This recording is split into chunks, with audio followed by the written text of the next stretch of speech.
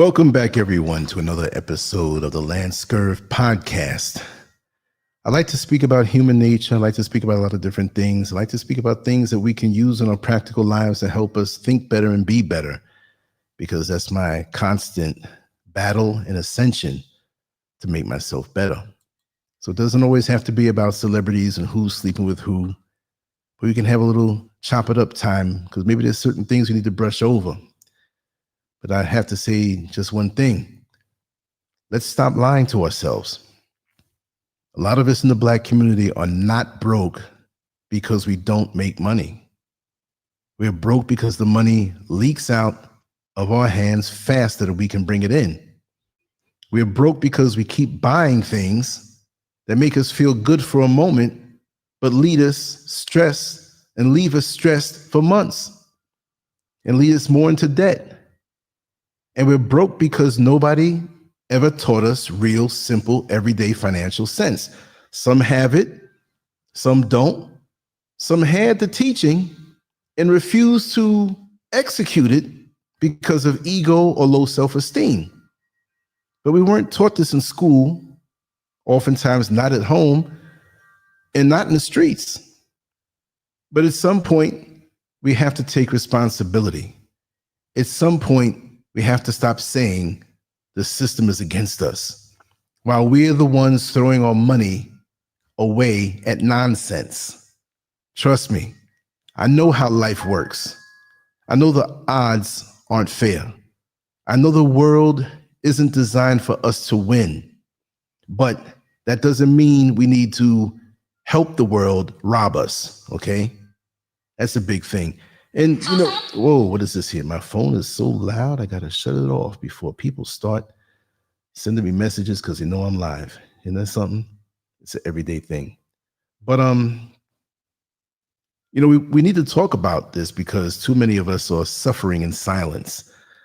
Too many of us are hiding behind pride, hiding behind image, hiding behind treat yourself, while our bank accounts are empty. Our credit is trash.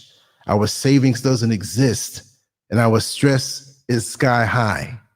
We work hard, then give the money right back to the same corporations that don't care if we live or die.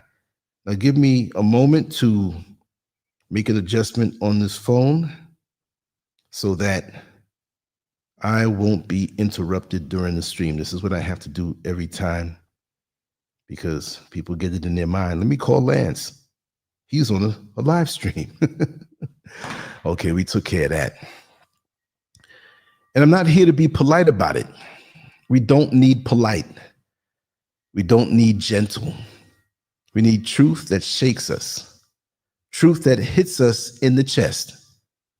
Truth that forces us to look at ourselves and say, what the hell am I doing? We have to. If you want to stay broke, keep doing what you're doing. If you want something better, lock in.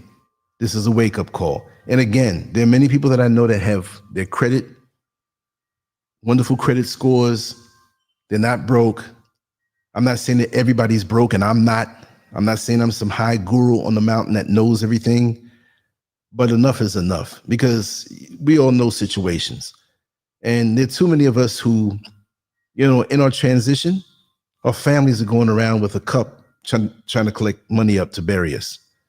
So that's a reflection on the life that we've lived, that we're not prepared. It's not just about preparing for a funeral or death, but if we discipline ourselves and separate ourselves away from the whole ego thing, then we'd be better off, because that's a lot of us. And there are a lot of people I know that make really great money, and it's like they just peel it away and you just know, like, they're covered. I'm not in anybody's pockets though. Les, welcome.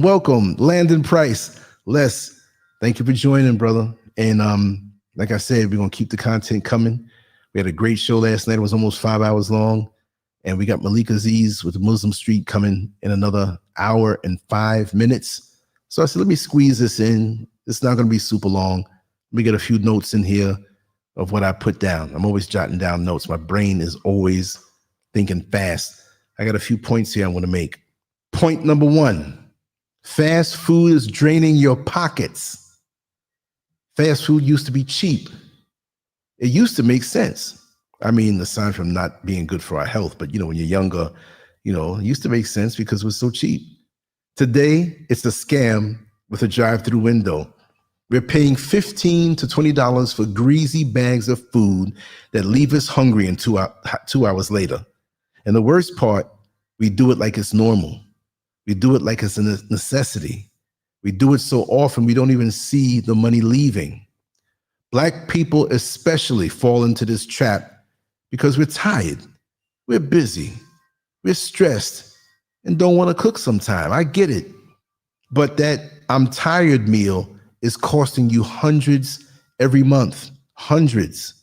And those food companies don't mind taking it.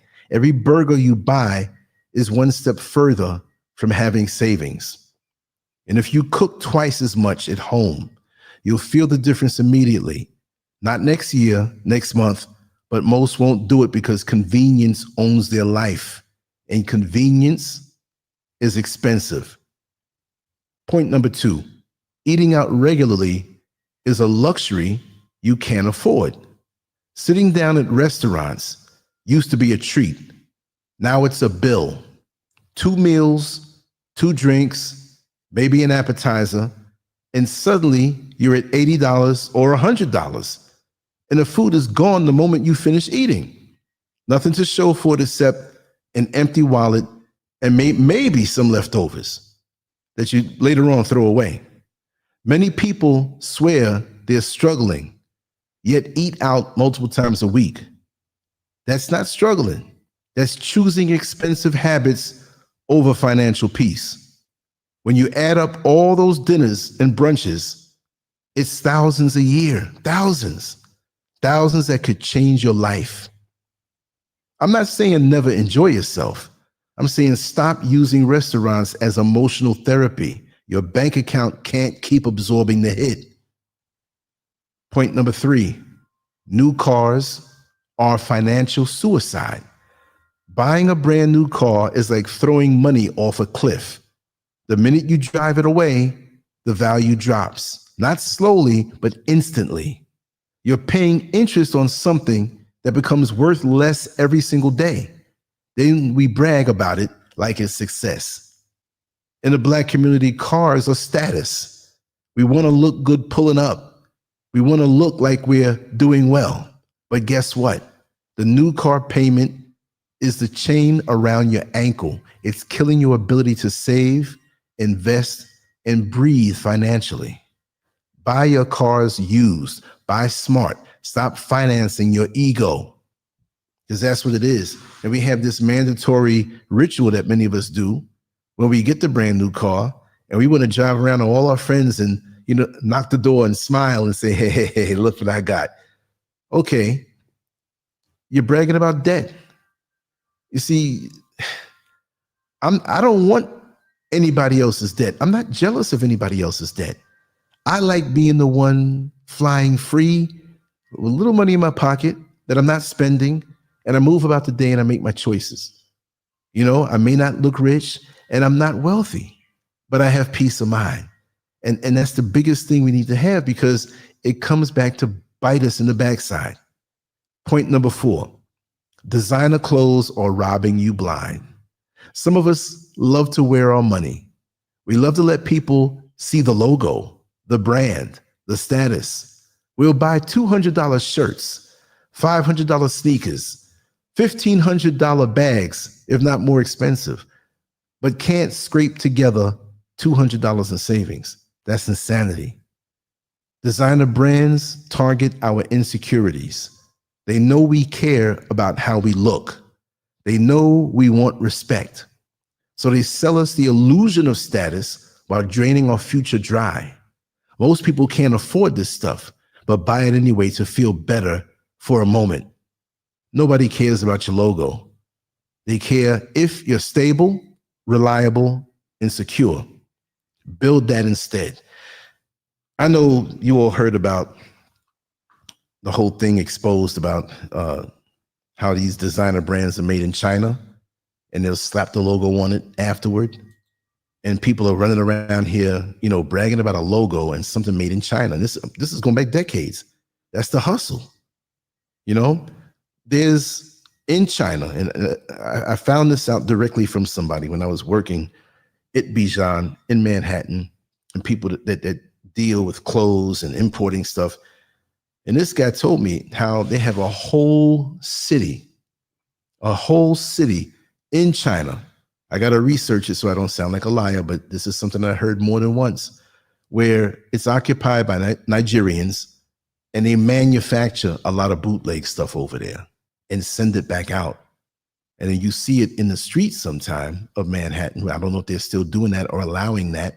I know they're cracking down on stuff like that. They've been cracking down on stuff. And this is from the early 80s. I knew about this. And it's an underground network. And there are places that you can go. I knew this Jewish lady who wanted to save one of the things that she got. She would go up in these warehouses where they had designated places where they would sell this stuff. She thought it was real, but it was really bootleg. But all because of our ego and wanting to look a certain way. Even out here in Ghana, they sell things and you can tell it's not really the real thing, but it has a fake logo, which looks real, and some cheap vinyl bag that they pass off as leather, and they sell these things in the street. And a lot of the women, just to go out, they're sitting in the shadows in the club. You can't tell the fake from the real. It's crazy, right? Wow. Woo. Welcome. I see we have more people here. Amitatsu, Persio, Libby Lou, NFN Shaka, welcome. We're all international up in here today. Yeah, we have Malik Aziz going to be on another 58 minutes. The Muslim Street, I want to get this one on in. I just felt like doing it. There were some other things I was going to do, but this just led me to come and put these things down. But this is something we have to talk about. And I just wanted to put it out there to the universe. Point number 5, vacations you can't afford are destroying your future. Travel is beautiful, but debt is ugly. And too many of us take vacations we have no business taking. Flights are high, hotels are high, food is high, but social media pressure is even higher. We think we have to travel to prove something. And again, these things that I'm saying, I'm not saying everybody's doing it, but we all know people who do live like this, and maybe some of us are wrestling with some points. I don't know. I'm not throwing off on anybody, right? I'm just putting this out there. Then after the trip, then we come home to bills waiting like wolves. We spend a week in paradise and a year paying for it. That's not winning. That is financial self-harm. Travel when you're stable, not stressed. Travel when you can afford joy without paying interest for it. Okay, I'm more interested in travel now than ever before, simply because of my relocation. I'm on this side of the planet, and when I walk near the airports, the billboards I see, I never see anything about, yes, visit the United States, take a trip to the US. I'm on the other side of the world. Well, not directly on the other side, but moreover. And from this place, I hear all about Dubai and Kenya, South Africa, whatever. They advertise for different places here on the continent and other places too, where there are other races of people. But it's refreshing because just being there in America and seeing the places they push, when you go to a travel agency and you don't see anything about the motherland. You see Italy, you see Europe, you see Greece, you see Hawaii, right? And almost everybody goes down to the Caribbean because it's so close, but they don't push anything else. But yet and still, on the underground tip, there are people coming here who don't look like us, who enjoy the beauty of Africa in different countries here. Some countries are not as friendly, and I would not suggest to go to them, but it doesn't mean it's everything. And on that tip, which this is off topic, but when they show something going on in a country in Africa that's not stable, they might have these tribal beefs or something going on with his military action. They put it out there as Africa. They may mention the country, but many of us as Black people receive it as Africa. So, oh, Lance, you better be careful. There's a war going over there in Africa. You don't see no tanks over there?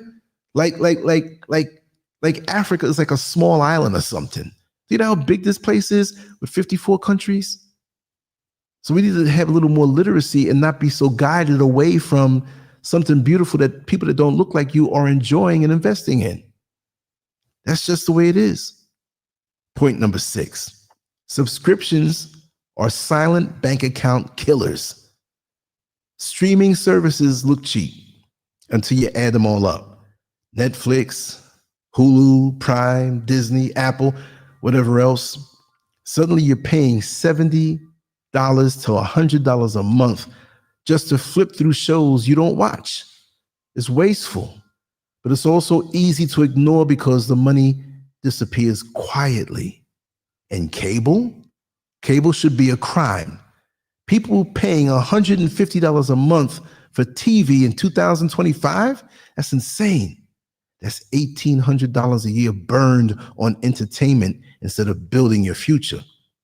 Cut what you don't use, simplify your life, and your wallet will thank you. But it's true. And these little $9 and $7 subscriptions, streaming subscriptions, Netflix gets me good. I got Netflix. I don't have anything else because of the boxing. And I do watch occasional little movies here. Not all of these so-called mainstream, but the specialty stuff, the stuff that I like, the documentaries, the stuff that pertain to me. I'll get that. But the boxing pushed me over the edge so I can get to see that live, right? Every now and then again. But other than that, I wait for stuff to come on YouTube for free and I'm good. And what I do pay a premium on YouTube. I'll admit that, only because of what I do, right? It gives you extra perks on YouTube. You don't have to deal with the ads. You get the premium content. You get certain perks like looping over certain videos that you want to keep watching over again. You can download certain things and keep them, and because I do what I do, that if it's not for that, I'm not going to do it at all. And there's other things that I do have as far as programs that I use in content creation. I do have CapCut. I do have other editing programs that I use. And I'm still steady getting rid of stuff. If I don't use it, I get rid of it, right? So point number 7, electronics addiction is keeping you broke. Oh, this is a good one. New phone every year, new laptop every 2 years, new gadgets because they look cool. Most people are upgrading devices that already work fine. Why? Because companies have convinced us to chase the newest version like it's oxygen. A $1,000 phone every year is not self-care. It's self-sabotage. And most people don't realize they've spent $5,000 to $10,000 on electronics in just a few years short years. That's money that could have been invested or saved. It's like a status symbol. Oh, I'm going to get the new iPhone. I'm going to get the new Samsung. It's coming out in 2 months. I just bought this one last year, but I'm going to upgrade. And what are you doing? Are you making money with your phone? Are you running a business? Or just expensive scrolling? And because your esteem is so low, you need to have this because you don't feel like you're anything. It's crazy. Even me, I have to be forced. Look, I just bought a new phone a couple days ago, only because the phone I had blinked out. And you don't use your phone as heavy as I do. And I'm not saying it's a status symbol. I'm just saying with the videos and uploading and editing and tagging and doing things when I'm on a commute, I can sit there and get work done instead of sitting in front of the computer. And that's the only reason why I do that. But I am not going to get caught up into that because I'd rather create something, instead of sitting up around gadgets that are going to mess up and then buy it every year for what, right? The thing is that you got to hold on to your devices until they truly die, not until your pride wants a new one. It's nice to have something new. It's nice, but I'm not going to pay for it. I like peace of mind. Point number 8, overpriced household items and furniture. Too many of us equate looking nice with being financially stupid. We buy expensive kitchen gadgets we never use, fancy name brand cleaners when the cheap ones work just as well. $400 blenders for one smoothie a month. Furniture financed like it's a car. A couch with payments? A dining table with interest? Stop decorating for Instagram. Decorate for your budget. Decorate for your real life. When you're broke, you don't need things to be perfect. You need them to be affordable. Seriously. Point number 9. Status spending is a trap. Buying things to impress people keeps more Black families broke than anything else. And it's deep. It's emotional. It comes from pain. It comes from wanting to feel like we've made it. But the truth is simple. Rich people don't spend to impress. Broke people do. Status spending is a trap that keeps you stuck in the same cycle while the people you're trying to impress don't care at all. Live for yourself, not for a fake image. And last but not least, point number 10. This point is the simplest, but the hardest to live. Most of us buy things because we're bored, stressed, lonely, insecure, or try to keep up with other people, not because we actually need anything. Cutting unnecessary spending is freedom. It's power. It's control. The moment you stop caring about what people think is the moment your bank account finally starts healing. You don't need everything. You need discipline. Here's the truth you might not want to hear. You can either look rich or be rich, but you can't do both at the same time. And the Black community needs to hear this loudly. Our future depends on us breaking these habits. Our children need to see different behaviors. Our grandchildren need something passed down besides debt. Every dollar you waste is a dollar you could have put toward your future. Every unnecessary purchase is a step backward. Every emotional spending habit is you choosing today's pleasure over tomorrow's peace. You don't have to be perfect. You don't have to cut everything overnight, but you do need to wake up. You do need to admit when you're wasting money. You do need to take control because nobody is coming to save you or us. Not the government, not your job, not society. The only person who can save your financial life is you. And yes, it's going to take sacrifice. Yes, it's going to take honesty and stop being in denial. Yes, it's going to take discipline. But the payoff is freedom. It's pride. It's the ability to sleep at night knowing your bills are covered, your savings are stacked, and your future secured. The sooner we start, I say we, because I have to adhere to things myself also, is the faster your life changes. The later you start, the longer you stay broke, and we have to choose wisely. And even me moving away, not because it's a different country, right? But where I live in proximity to the big city. There's everything here in Accra, in the main city.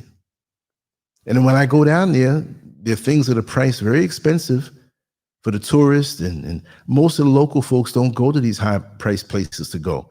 Sometimes there may be a product or so that I want that it's imported here and it costs more. And I got to say, well, do I really need this? Do I really want this? Might be a certain type of seasoning or something, but I've sacrificed even more, and I enjoy being off of that treadmill.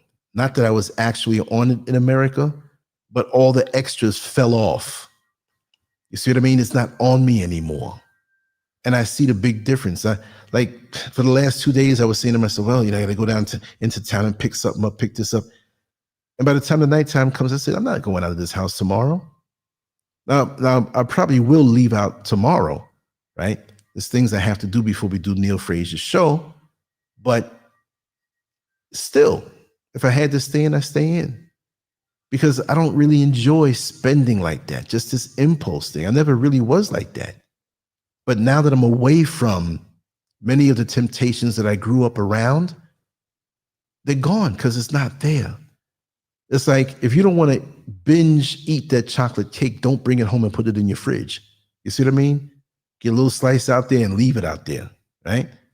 But if you're not around certain things, you'll lose this, I won't even say taste or desire, but the temptation and influence. And we know people that do things and we follow behind it. You know, we may have friends, I'm going to go out and buy this tomorrow. And then you start thinking, well, I need to go buy. Why? Why? It doesn't make any sense.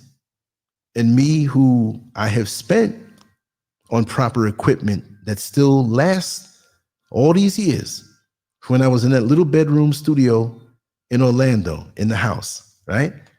I invested in these things. I said, I need some things that are going to last me for decades. And I still have them. You know, and just a funny note, I have these Shure SM7B mics. And if you see the Breakfast Club, that's what they use in the Breakfast Club, right? They're costly. Yes, they are. But they last because this is 2025. And Michael Jackson in the studio used these same exact mics with Thriller and the whole album. So that's rock solid. That's an investment. It's actually cheaper to spend more on quality. Now, when I say cut back, you want to get good boots. You want to get a good raincoat. You want to get something quality. You don't want to get something that's cheap and falls apart and you have to keep buying it. That's the other end of the spectrum. But know when to spend on certain things. Just don't spend because you got a logo on it and a name brand, because that's been busted. We already know about that now, you know? And Jordan, after grandkids, we don't have any. Rise, I see the Y in front. I don't know if it's silent, you know? And Ralph Gibbons. Let me see. What does it say? No one wants to go to Africa. It's third world country. Okay. I see you're watching CNN a whole lot. It's the best kept secret, right? Wow. With that inflation and the stress and all of that, trust me. Keep thinking that way. I don't want you to come out here with that attitude, but I'm enjoying myself and I live the best times of my life right now. Basically stress-free. But anyway, you will always have that. And that's always from somebody who never really traveled. Queen J, how are you? Wow, I'm just seeing everybody here. That Libby Lou says, this last shutdown showed most people don't have their priorities in order. Please start stocking y'all pantries. Exactly. The shutdown, the food stamps, I'm not going to sit here and argue who needs it, who doesn't need it, but we know a lot of people who don't really, they're laying on the system. This is not everybody. Like I said, the elderly, the special needs, you know, people who fall under some kind of crisis and they weren't prepared. But if you're building over time and sacrificing and sacrificing yourself, not just because now it's inflicted on you, that's the worst kind. We had all of these people scared. Oh, what am I going to do for food? You should be working yourself into a position where you're self-sufficient. And even if your self-sufficiency is not some wealthy whatever, within your world, within your pocket, within your budget, everybody can live in balance. I didn't say imbalanced. I said in, like in and out, in balance. And when you're living in balance, there's a part of you that relaxes. You see what I mean? And it's a beautiful thing. It's a beautiful thing. You know? Oh, wow. So you see Ghana's your choice is very peaceful here. Very beautiful thumbnail of your face, Roz. There are intangibles here that, you know, people show like really bad things, but like there's bad stuff going on in America.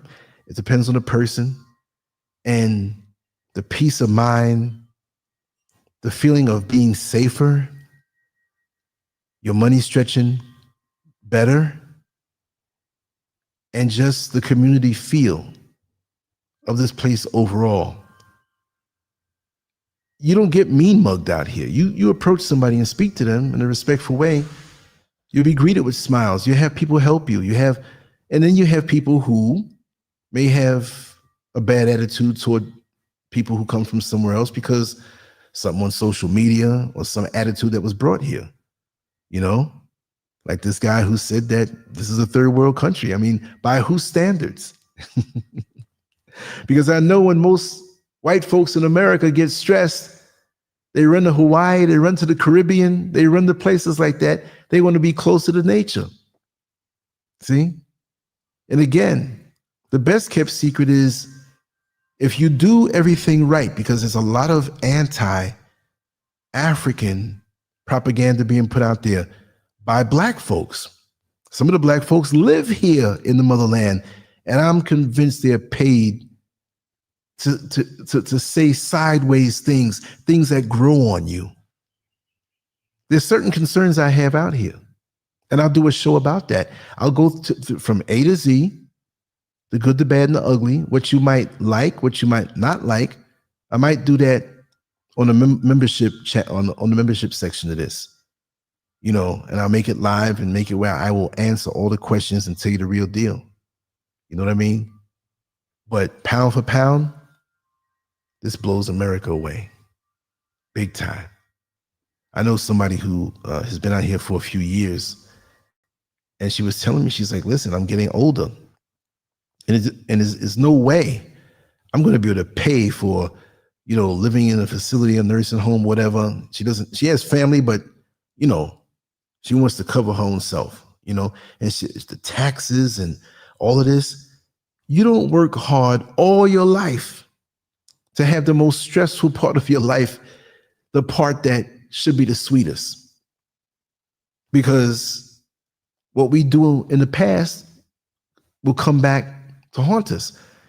And we all heard that. And we all, maybe some of us have said to ourselves, that old goat doesn't know what they're talking about. I'm going to do it my way.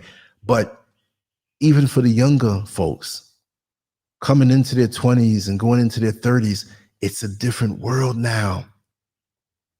You see, lots of times you got to have multiple jobs. Lots of times you can't go on one job and get a retirement like it used to be. They're laying off people. They do. Trust me, third world country, that will be America. And I'm going to tell you something. When resources are lean and the government shows you they don't give a damn, your next door neighbor, the person that you trusted or whatever, they're going to be a worse enemy. Because it's going to be, and I'm not preaching doom. All I'm saying is, even if you stay there, I'm not saying everybody has to move to Africa, but if you stay there, make sure, like Libby Lou said, that your pantries are stacked, and also just on a financial level, understand markets can crash and the money's not worth anything. I remember 2008, and there was a house going for sale. The house we lived in at one point ended up being at its highest point, just under 400,000. And then the crash happened, and it was probably worth like 100. That fast. The inflated value. You see, you can have $100 now, and a crash can happen in 2 weeks' time. It's $15 worth of buying power off of that prior $100. And I'm not a financial guru, but it's practical. It's just practical knowledge, you know? Yeah. Let me see. But the name here, Latin Zane. Could it be because things are almost twice as much, but I'm still making the same as I did 5 years ago? That's a factor. But could it be maybe that even though the prices may look a little higher, the value of the dollar is cut in half? See, people don't really think about that, how the actual dollar, the value, the buying power could fluctuate. Listen, I remember my mother and my father usually sit out in the van or the station wagon while we went in shopping, and I'm in there trying to throw stuff in the cart while she's not looking, right? And I remember her spending in the early 70s, not even as much as $50. It couldn't have been no more than $50. And she's rolling out of there with 2 shopping carts full of food, and under the bottom rack too. Yeah. And $50 was a lot of money. And we could have spent more, but that's all that was required. That was abundance. It was a lot of groceries. I remember this. And then now, and just like my friend who was a statistician, a tongue-twisting word, white guy named Steve, who used to ride my bus. Make a long story short, he was in the corporate world and he worked for big companies, and He dealt with statistics and projections, and he was excellent with that. And something happened at the top, and he was blackballed from working from all of these companies, and he couldn't get a job. So he ended up working in Walmart. He's an older guy now. Maybe he's with us, maybe he's not. But it was about 11 years ago. He told me in 2014, he was a passenger on my bus. He worked at Walmart, and he lived in a homeless shelter. And once a week, he'd go get a steak dinner. Because this guy, he had money, the clothes, the cars, the women. I mean, he lived with imbalance, but he had all of that from back in the 80s. But he took a permanent fall from grace, but he was very philosophical about it. You see, I learned from these people. It's a white man, but I learned a lot from him. And he told me at that time, and I've said this before in different shows, this was 2014. He told me the 2014 dollar is worth 13 cents of the 1973 dollar. So that goes to show you my theory about the $50 that my mother would spend on groceries. The 2014 dollar is only 13 cents of the 1973 dollar. So that dollar was much stronger. So the value will fluctuate. And remember, they're printing up money as needed. The US government prints up money. It's like monopoly money. There's no value behind it. Like when you look at the BRICS nations, and they're backing their money with gold, something of value. There's no value behind the dollar. And all of these countries are turning their back using the dollar as a standard. So even me, I collected early Social Security and I have a retirement from a job. And I still got to wonder, because if the value of the dollar drops and I'm way out here, that's why I have to continue to minimize my overhead. I want to make it where, and maybe people could say it's impossible, where you have no bills. That's living off the grid. You're going to have some kind of bill. You're going to have, I got 1 foot out of the system, but I still got 1 foot in. And maybe eventually I have just 1 toe in the system, right? But we got to learn and understand that we were put on this earth and we can live without being in the system. We don't have to. We were born into the system, brainwashed into the system, in the public schools coming up, being taught a certain way. We know nothing else. I'm not throwing off on you who are here. I don't know what you know, and I'm not saying I know everything. I'm just saying this in general. And most of us were born into this. Like I like to say at other times where, well, when you ask a child, what religion are you? Oh, I'm a Christian. Well, what are your parents? They're going to say, oh, they're Christian, because you're born into it. Not to knock anybody. Let me see what Raz said here again, too. It's not a fall. Big corporations make mega money on homeless families, extended hotels, which are normally slum hotels. Exactly. They pay up to $1,700 a month in these places. Yes, they do. The poverty for some is riches for others. It's the truth. It takes 6 cents to make 1 penny. They stopped making the penny in the US, right? You see that? Wow, I learned something today. It's we're going through changes, and this is not doomsaying. You can feel it now. Things are different now. It's not like it used to be. And after 2008, and things seem to get back on track, and people forgot. The crash in 1929, and then there was World War II, and there was a depression, soup lines. Should it get that bad for us before we start to realize we need to secure ourselves? Because lots of us are floating on nothing, just a promise or an illusion. Even things before, at certain points in American history, you can do. There are many people who ask me, they say, well, what is America like? And I want to go there. All my life I've always wanted to go there. And when I tell them how much they have to work and sacrifice, and you can make some money, but it's a lot of money to spend out in general. I said, you had a better shot back in the day to make it, work hard and make it for a time. The black family is breaking up now. Folks are not working together. When you had a husband and a wife working together and pulling together, not arguing, each person knew their position. Yeah, and sometimes the wife would have to go out and work, but everybody worked together. And when that was destroyed, we started getting to this whole materialistic thing, and I can do this on my own, and we don't need them, they're gold diggers, and we became the enemy. Well, guess what? We're gonna feel it because we need each other. We need to support each other. With social media infiltrating our brains, turning us against each other and making each other the enemy. We see somebody who looks like us and we're thinking for reasons to think that they're a bad person, screwing up our face, not knowing we have the same enemy and the same challenges, regardless as to what we make on our checks. Used to be the community, the black community was sweet. I remember that. We had issues. There was heroin out there, yes. There was crime. Yeah, there's always been crime. Not like now. The biggest cities, every day there's somebody getting killed.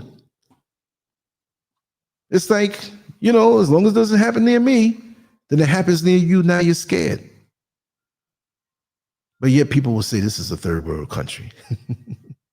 I can go up any time of night and walk up the dark street to the village that's usually closed, where they sell a lot of things unless I go into the town. It could be late, walking in the dark, and you see somebody approaching you. Oh, good evening. They greet you, don't even know you. If a woman walks and slips and falls, half the people around them trying to help her back up. You know what I mean? People greet each other. People, if this is third world, I love it. I'm not dodging bullets. The police, they see you, they give you a dap, they smile. Hey, brother, how you doing? Wow. You mean I'm not getting beat up? I did get beat down by 11 police officers back on January 26, 1989. You all know this story. I told it before. It's amazing, the difference. But when you're brainwashed to a certain Western standard, for people who feel they're privileged and entitled, and the Karens and the Kens, and we think that we have that privilege too. So many little Negroes on the plantation don't realize they don't own nothing on the plantation. It's something. People that give these African trips want to charge $5,000. I feel that if I knew someone there, I can come for a cheaper price.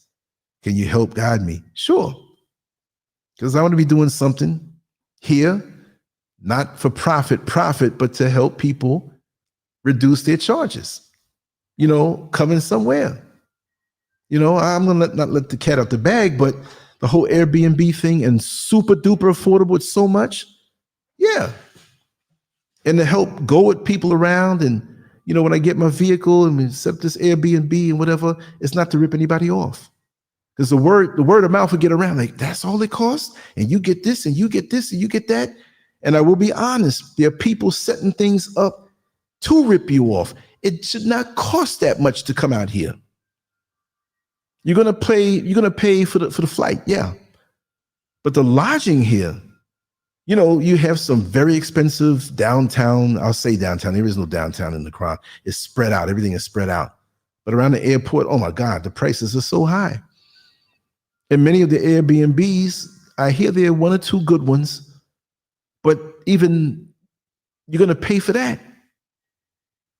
Who is humane with what they set up? I know we'll be. I'm not promoting myself or what we're going to do, but you'll see across the board. But I live here, and I ain't rich, and I don't have to be. First of all, number one, we moved out of the busy area of Accra, right? 30-minute, 40-minute ride on the van, and we're down in the meat of things. But we're not desolate, way up, like secluded. I can walk to, I walk to the road right here, 2-minute walk, and all the vans in the world going down. I don't have a car. We gave a car away to a family member, and the other one lived its life, and it conked out right before we still sold it. If you know how to do it, and you're talking about a visit, right? But if you know, I'll help you. I'll help you cut corners, no problem. I'm not charging you nothing. You see what I mean? But now that I'm here, see, it's one thing to visit, but it's another thing to live there. Whole different story. When you visit, it's all good. You expect to spend money. You spend money. Oh man, I had a good time. I'd love to live there because I had a good time. But where you go when you come to visit may not be where you're going to live, or the day-to-day and the money and all that stuff. I've made the transition. Me and Miss Curve made the transition. I've been here straight since September 16th, 2020, and had many unnecessary obstacles from the backstabbings that we've been through, right? But that made us stronger. And I'm not egotistically proud, but I'm proud that the Creator backed us up to get as far as we went. And we're still pushing. We're not there yet. But here, once you get past all of the hype and yes, sir, you can have this trip and they're ripping you off with that. The flight's going to be the flight, right? But, you know, oh yeah, let me give you my contact. Yeah. First of all, if you're on WhatsApp, you can call me at 40. I'll put the number here. Everything is down in the description area. But right now, the app that I use to get direct calls where it's no cost, I still got to download that app again into my phone because I pay for that every year, where you can call me as much as you want and not get charged any long distance if you call straight. But that's my WhatsApp number there. Add me in there and call me. Text me, call me, whatever. I'm going to do this other show with Malik in about 23 minutes. But I'm here. I got all the time in the world. I'm not trying to profit off of anybody in some unruly way, but I'll give the information. I'm here. You know, I can't lie about the fact that I'm here. It's not like, you know, I'm some guy somewhere else and yeah, we got a fool here. We gonna get her for some money. No.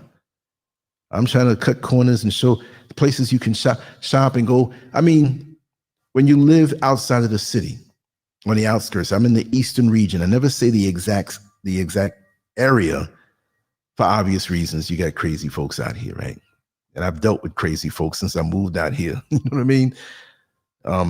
Those are other long stories, but you don't have to buy the supermarket food that's going to be so high priced. And some things are good deals. Like tomorrow, I'm going to go down to one of the supermarkets in the Spintex area and pick up a few things that are staples that I need. And there's certain things I can get up here dirt cheap. And my eating is different. I don't have to go to these restaurants, these fast food joints, whatever. Every now and then, maybe once every 3 months, I might get tempted to take a bite of something, and I do. I'm not going to be anal about it, but you can live well out here if you can release a lot of the things we're trapped into spending on and thinking we have to have. And when this house is completely done, it's going to be very luxurious. The layout alone is nothing I could afford in America. And it's finished built. It's just, you know, tiles, and we finished that. We're doing some other things. You know, the property, there's no way. There's no way. So it's almost like you struggle all your life and you come to a certain point, you get to that 6th decade. If I was in America, as hard as I've worked in my life, I would not be able to be at this level of having peace of mind. And it's not about a big house, but it is what it is. And I designed it. This is Scurv and I. So I'm happy about that. Look, I'm happy with my chunk of what we've earned. And now let's live. Let things accumulate. I don't even have an itch to spend money. I get the necessary things and let it sit. Things we still have to do and spend on, sure, we have to. We're still climbing. But the beautiful part of it is I'm detached from that Western mindset. You know? I mean, I'm not into the clothes. I have things, but I'm not into, I got to prove this to somebody. There's something I have to do on Tuesday. I'm going to meet up with a friend of mine. I'm going to do some things, and then we'll come back and still do some content. But even then, I'm not Oh, I got to get this outfit. Oh, I got to get this jewelry. Or I've had all of those things. I've had luxury cars in my life. I've had jewelry, and I was never materialistic. But it just feels so good to be free of that mindset. And a real good, anytime. I do have this show that's going to start in 20 minutes. It'll be on for an hour. After that, I'm here. I'll just be doing little things and around the house, and I'll welcome, the company and the conversation. And I'll tell you, ask me the questions and I'll tell you, yeah, you'll do good. You'll do good. And you have to adapt the culture, certain things. And once you learn the rhythm, it's like riding a bike. It's like, this is so less strenuous. Now, see, there are people, and I'm going to wrap this down soon so I could let the other folks come on in on the next show. But I'll just say this. It's like, it's just less strenuous. It's like riding a bike. It's a little wobbly at first. And once you get the rhythm, once you get the mindset, it's smooth. Because folks in the village here, they all know me. I'm not saying they all know me, but most, they see me, the shopkeepers and different people. Hey, I tell them my name, and I don't know, they call me all kind of names in their language. I don't know, that cussing me out, but, I go hang out with them sometime, check on them. There's a brother who has a barber shop. I go up there and sit there for 2-3 hours talking. The taxi dudes, I go up there and sit up and talk with them. They ask me questions about America. They tell me things about here. I'm on bare feet. When I want to eat out sometime, if Mrs. Scurv is traveling, there's a lady that makes the best rice and chicken and stuff. One time I thought I had money when I went up there. Oh, no, go ahead to the ATM. I'll make it for you and wait. It's a feel that we used to have in the Black community that we, once they understand you, if you come out here and turn your nose up at people and act superior, you're not going to get a warm reception. I got the rhythm down. I feel so good here. There are people who get online. Oh, no, it's this and it's that. And you're not going to enjoy yourself. You're not going to, and they want to do is rip you off. And, if you bring the Western mindset over here, they're going to see you that way because they think we have money anyway. From looking at social media, we get things on credit, cars, homes, mortgages. You don't get that out here. You get a car, you're paying cash for it, right? Unless you bring over something. You get a home, you're not getting a mortgage. You better build it yourself. You take your time, get your land, and build. So we have to adapt and explain to people how things are so they can understand who we really are. But I'm not going to be that YouTuber. Oh, I hate it here. All right, look, I'm having a ball. Seriously. But anyway, let me run. I'm going to start another live stream in 17 minutes, the Muslim Street with Brother Malik Aziz and Art Mobley and Dr. Vibrant White Muhammad. And we're going to vibe on this, and call me. Call me. I'm here. I'm looking forward to the call. Just give me that time to finish this next show and we'll vibe. But anyway, y'all, I'm going to zip on out of here and I'm just coming right on back. But they're going to be the ones talking, doing the show that I always look forward to. You see? So anyway, much love to you all. Take care. LanceScurv out. Peace.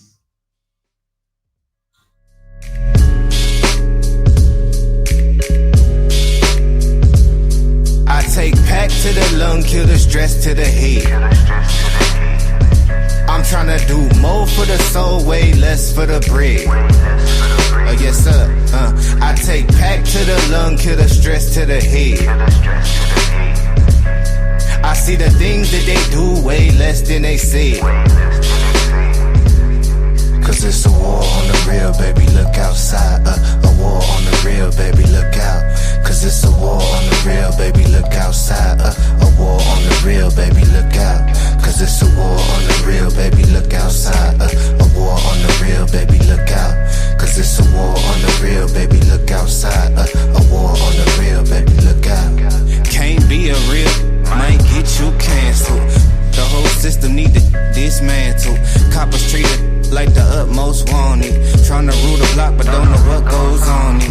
News got a story with a new take on me. Carrying out the window with the screw face on me.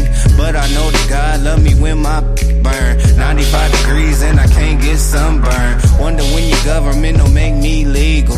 Burn the whole city if I can't be equal. Get off my please, Brad, I earned that. 400 years, how you still ain't learned that? I take pack to the lung, kill the stress to the head. I'm tryna do more for the soul, way less for the bread. Yes sir, I take pack to the lung, kill the stress to the